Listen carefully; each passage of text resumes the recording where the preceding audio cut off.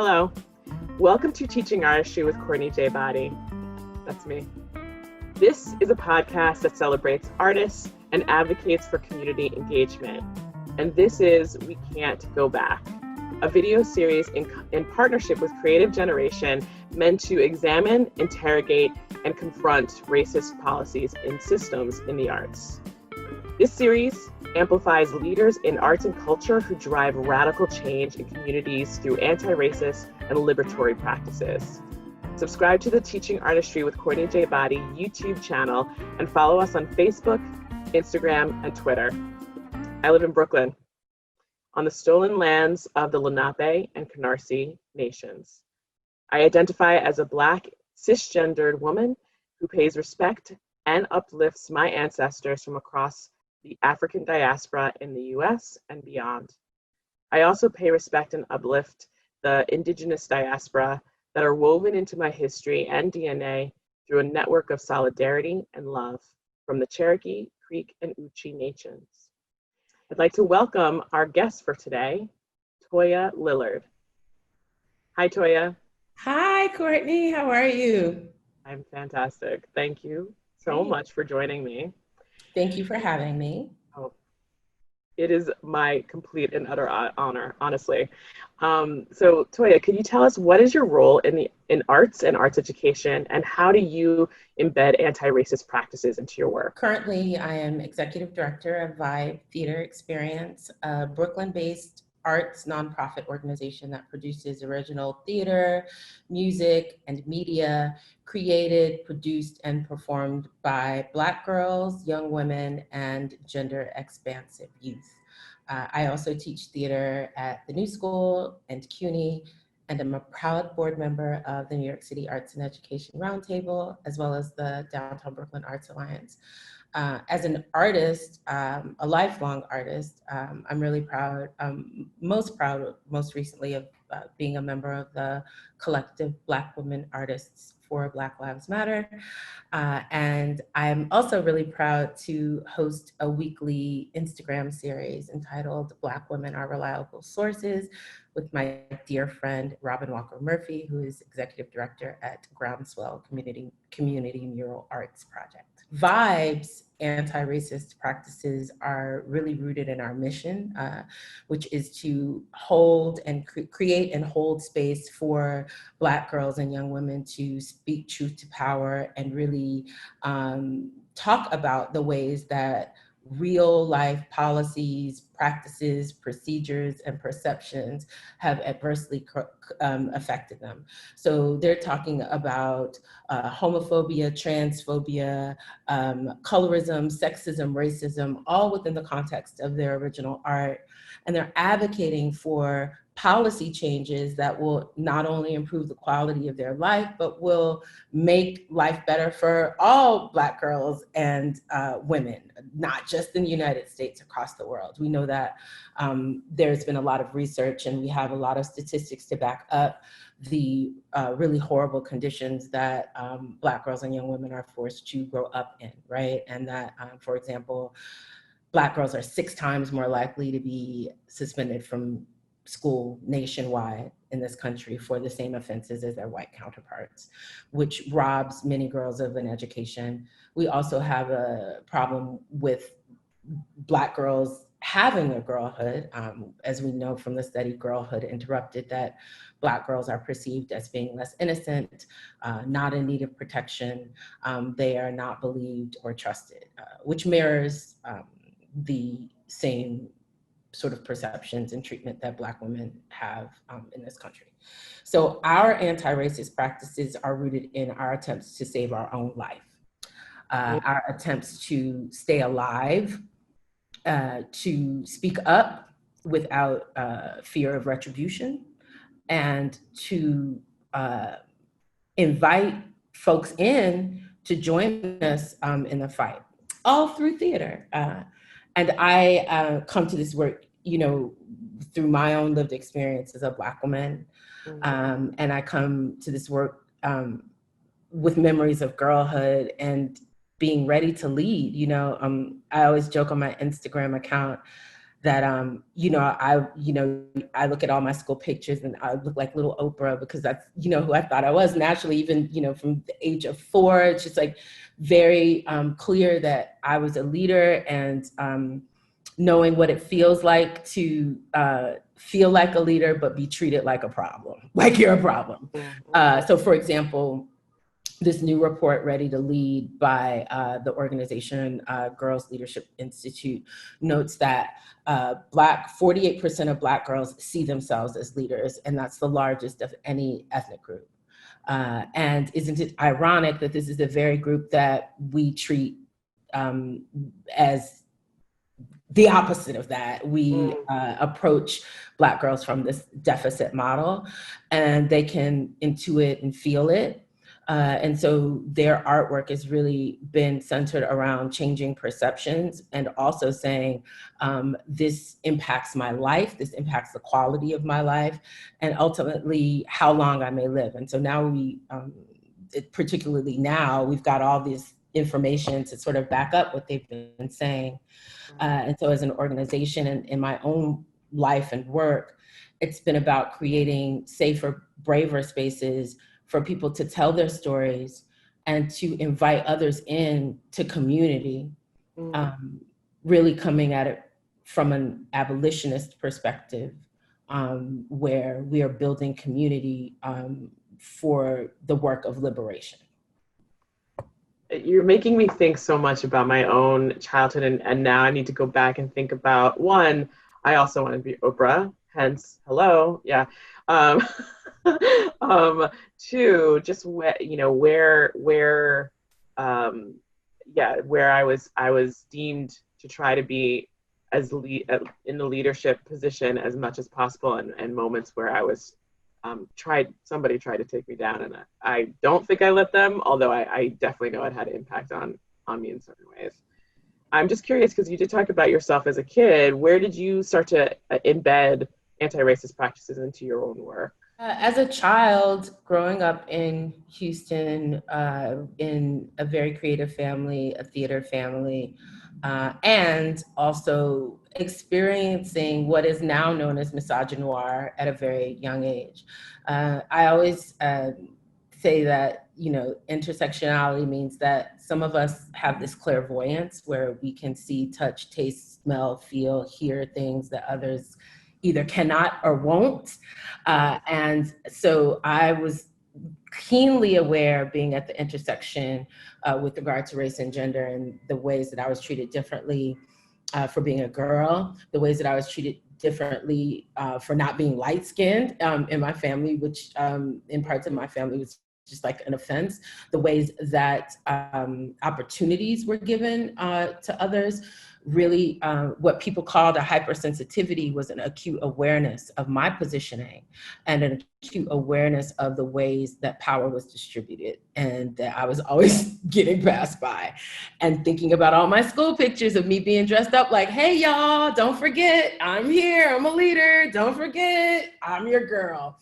And constantly being told to be quiet, don't be so loud, sit down. If you say it differently, maybe people would hear you.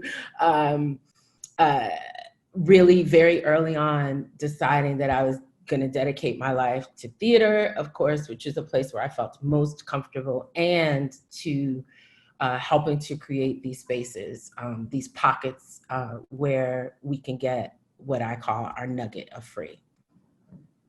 Your nugget of free. Nugget of free. Yeah, but I'm interested, and I think where we are right now is those pockets or those nuggets of liberation or liberatory spaces. How do we expand them, especially for those of us who work for predominantly white institutions? What are some concrete actions that these institutions can take to restructure, dismantle the oppressive systems and policies that are really, embedded with white supremacist constructs? The first thing that we all, individuals and institutions, unlike the president, I don't think that institutions are people, or businesses are people, or buildings are people, right? Humans are humans, and institutions are filled with well-meaning humans, and they can cause harm. So understanding, particularly within our field, that you cannot train your way out of systemic racism. I see a lot of hiring of consultants, which is what happened 10 years ago when the DEI conversation started happening. And they didn't move past conversations because people thought that by going through trainings and undoing racism workshops, that would all of a sudden they get a certificate and they're like, I'm not racist anymore. And then they go and double down and do all the racism. I have a suspicion that if you did that, if you did the undoing racism, so you cannot train your way out of the hard questions that we have to ask ourselves and institutions, which is about power shifting. So many of us have been a part of these workshops and trainings and weekends and conferences and convenings where we talked about race and we talked about equity and we talked about diversity. There were even tears, hugging, kumbayaing, and nothing changed. People went back to their jobs and, doubled down. And so we want to understand that power shifting means that some folk are going to be uncomfortable. Some folk are going to need to shift out of their organizations in order to make room for equity, for real equity. And coming from an abolitionist framework means that we don't cancel folk, we hold them accountable, which means that there is the opportunity for them too to contribute to this movement.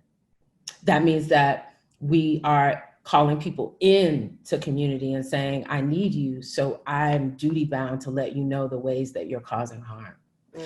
That means that Black folks who work in and with powerful organizations have to consider their own implicit biases.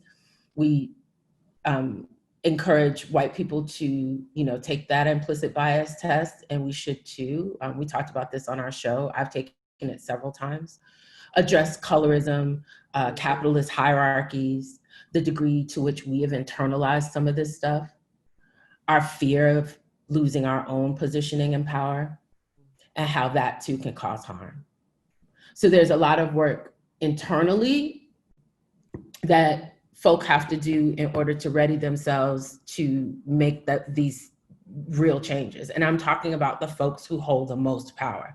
The people who don't hold any power need to rest and heal and stay alive. Too often we look to the very people who have been harmed to solve all the problems, right? There's a popular saying, the solution's gonna come from the people who are experiencing it. Yes, and those people need rest, so don't put them to work. If they tell you what the solution is, believe them. Don't make them work harder. And lastly, with regard to Black women's leadership in New York City, as we all know, our field has been built on the backs of Black women's labor and genius and creativity, many of whom went unrecognized, not credited, and certainly underpaid. There needs to be truth and reconciliation around that with cultural organizations, really being able to name and acknowledge the ways that they have created barriers to change. That requires a lot of internal work first. And I don't think you can get that in a consultant. I see a lot of consultants being hired where people could ask their constituents, people could ask their staff. You go, you're like, I'm bringing this consultant from Minnesota. You didn't have to go to Minnesota. You could have went, you could have just dialed up your program manager, and I bet you she has a lot to say, and wouldn't have to make a secret Instagram account in order to say it. I have so many questions. Thank you so much for putting it all out there. I think that that's part of my process, is to examine and interrogate myself and my past experiences and how I've behaved in several different spaces, including in the position of power that I have. So much that well-meaning that you're talking about, I feel like I've been trying to do work. I've definitely been in places where I'm like, I don't know all the things, but I'm trying to, and I want to utilize the artists that we work with as beautiful resources, but not to put it on their backs, but to say, let's work together to really examine how we work with the different communities that we work with. And I'm just curious about when you talked about how this field has grown and developed over time on the backs of Black women. That also made me shift to, go back to that video that you had sent me with your young woman just doing amazing, beautiful work on stage. And so I'm curious, you're talking about people in leadership and those who are not, and that tends to often be the artists who are not. Mm-hmm. So how can they be emboldened as artists to help to forge this future of liberatory spaces, anti-racist spaces? First, stop laying them off and furloughing them. How about that? Secondly, pay them and offer them benefits so that they don't have to worry about getting sick and being unable to pursue their art. Pay them for their expertise, pay them for their opinion, pay them for everything that they do, because without our practitioners, we have nothing. Mm. I think that practitioners, particularly of color, are undervalued. There's this assumption that there's an ease with which they can enter communities that others are deathly afraid to go into. There's an assumption that their expertise, they just woke up on a Wednesday with it, rather than it coming from being skilled and trained and deeply talented and innovative. People steal their ideas and don't give them credit under this, guise of intellectual property and these contracts that they're forced to sign that, basically gives it away. So I think that there's a reckoning that needs to happen with regard to teaching artistry in general. And in New York City, Black and Brown teaching artists need to, I think there need to be reparations because so much harm has been done. And I wonder, after this is all over, what these large cultural organizations intend to do without the teaching artists that they let go of first. A lot of them let go of teaching artists when they didn't necessarily have to. And others let go of teaching artists the hour that the PPP loan ran out, which lets you know that there was not really a deep investment in holding space for institutionalizing teaching artistry within the larger cultural organizations. Lastly, there's a real problem with hiring Black women teaching artists. I'm just going to say it. I personally have trained more than 10 or 15 who would be fabulous at any institution. I come out of Lincoln Center. I come out of NYU. I have the pedigree. I know what's up. It is not about them not having the skill set. It's about anti-Blackness. So that when teaching artists of color are engaged, Black women teaching artists are the ones that are seen like Black girls as a problem, particularly when they speak up about inequities, particularly when they ask for resources and support going into a public school system that we know is deeply racist. It's the most segregated in the country. So similarly to, Black women's leadership being under-supported and underfunded, the very teaching artists whose genius a lot of cultural institutions bread and butter rests upon is undervalued and not even noticed. So there's a lot of work to be done to institutionalize the respect that people say that they have for the field and for the work that's being done, the foot soldiers, the people who are actually touching lives and working with these kids. Lastly, I will say there needs to be a reckoning about what type of kids some of these cultural institutions are equipped to work with, yeah? Many multi-million-dollar cultural organizations are afraid to work with the kids who need them the most and really target the kids who are going to provide the results that they have already forecasted without asking them, to provide the optics that they need in order to fundraise, and who they think won't be a problem. We work with the girls who are a problem. We lean into what people describe as a problem and a deficit because we know that our field is built upon this idea of white saviorism. So is social work, whereby we have to see the human beings that we work with as a problem, as deficient, as less than, so that we can say that our whatever we delivered to them gave them their humanity. When you dare to say that you're working with whole genius human beings, then you become the problem. And we've got to reckon with that. We've got to admit that that's the model and really forge something else out of it, so that it's going to require some, blood and fire and smoke, so that there is a real awakening and that something new emerges that is real and approximates what this country looks like. That takes me to our next question, actually. Okay, I'm really thinking about these young ladies. I've seen them perform live, right? So if we're thinking about the future, they are a part of forging that future. You just said that they're looking for creating more, expanding those pockets and nuggets of libertarian spaces for all young women and women leaders, Black women specifically. So what would you say is a liberated and racially just world? What does that look like? It looks like reparations. It looks like truth and reconciliation. It looks like whatever post-capitalism is going to be, because we're clearly living in late capitalism, the season finale of capitalism. Talk about cancel culture. It's so good. I mean, yeah, capitalism is really getting canceled, isn't it? Wow, capitalism, it's getting called out left and right. But so we're living in some weird times whereby everybody is displaying this desperation and they don't know what's going to happen.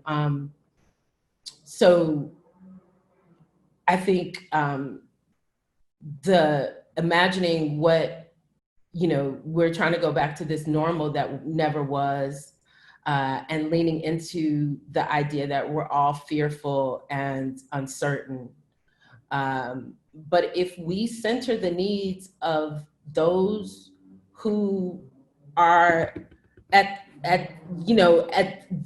who have the least, we're going to help ourselves. And we see that over and over and over again. And leaning into that means that we got to do the work and look inside and reconcile with our own, the harm that we may have caused, the harm that has been caused to us, and ready ourselves for something new. Because the kids want it. The kids have been saying for a long time, this isn't real. This is BS. You guys are living in a fantasy. Particularly my generation, Gen X. If you're from Generation X, we all need therapy, and we have so much work to do because we were raised wrong. Our parents meant well, but they just didn't know what they were doing. We were lied to, all of that. So it means like doing all this work and putting resources into this work and cultural. I'm inspired by Penumbra Theater Company, which is now Penumbra Wellness Center. Yeah. So these theater companies are recognizing, like ours, that the folk that we're engaging, the artists that we're working with, are hurting. Our folks need therapy. Our folks need yoga. Something that we've institutionalized already, because these young women are, in speaking truth to power, are saying, now we're duty bound to heal. It's not just about this story that I may or may not feel exploited by telling, but how am I going to heal after that? What now? And so we as an organization are really leaning into that. And so by reparations, that's what I mean. Really investing real dollars in repairing the harm. I really could listen to you for all ever. I need to start watching your Instagram lives, your weekly. I didn't realize it was weekly. It is girl. Weekly, I know. This Monday, 4:00 Instagram Live. This Monday we're going to be on Facebook Live, so that's going to be new. Oh yes, please. This will air after that, but if you could talk about it, just share it, and we'll make sure it gets in the blog as well. So yes, and this segues into me learning about podcasting, because the series, which started as Robin just texting me saying, hey, when are we gonna jump on Instagram Live like the kids, like the young folks do, just pop up on Instagram Live. And of course me, I had to make it a whole thing, a whole production with a flyer and all this stuff. I'm a Gemini, but I have Virgo rising. So I'm very, I'm like, okay, now it's a thing. It needs a flyer and we have to have an event. So we did it the first week and it just took off. And every week the audience has grown, and people who don't tune into the live can tune into the IGTV and watch it later. We've gotten such great feedback and support that we are going to transition to podcast in October. Yeah. So we're going to take a little break in August and come back in September and continue with the IG Live, and then transition to podcast, because that's the jam. I've got to get my podcast voice together like yours.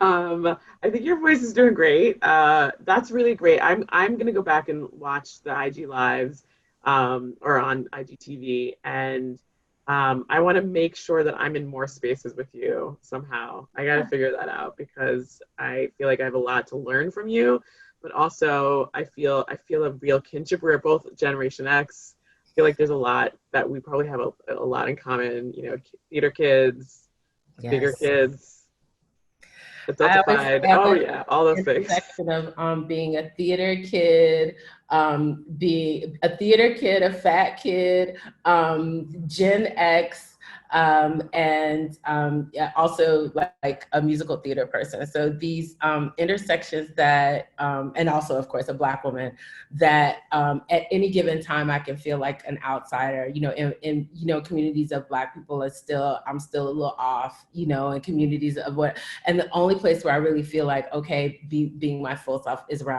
in artist communities and really theater people, and so that's what of course our girls feel the same way, and so creating those spaces is so liberatory. Like we just got back together last week to perform in front of the Black Lives Matter mural at Restoration Plaza, and just being together again for a reason to perform in person and not through Zoom. We're all like in tears.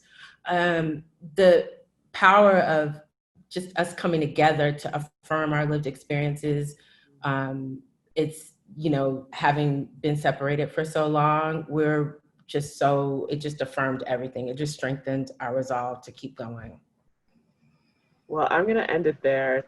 Thank you, Toya, for being such a wonderful guest and sharing so many nuggets of wisdom and affirmation and information. Thank you for having me. This has been really wonderful, and I learned so much already about podcasting. I need a microphone. You do. For this reason entirely, actually. Thank you all for watching Teaching Artistry with Courtney J. Boddie. This conversation is also going to be on our audio platform, plus more. So subscribe to SoundCloud, Apple Podcasts, or wherever you get your podcasts. And I feel like Toya just hit it a little bit. I'm going to say it more distinctly, that we won't go back. We can't go back. Onwards. Now is my time to shine. When your time comes, don't postpone it. When others doubt and out, you don't condone it. Truth be told, yourself is your toughest opponent. When your moment comes, grab hold and own it. Never let go, stand tall and hold tight. Overcoming obstacles is the objective in life. Doubters all the night, and unto them you shine bright. Cause inside your head, on goes the light. Ignite.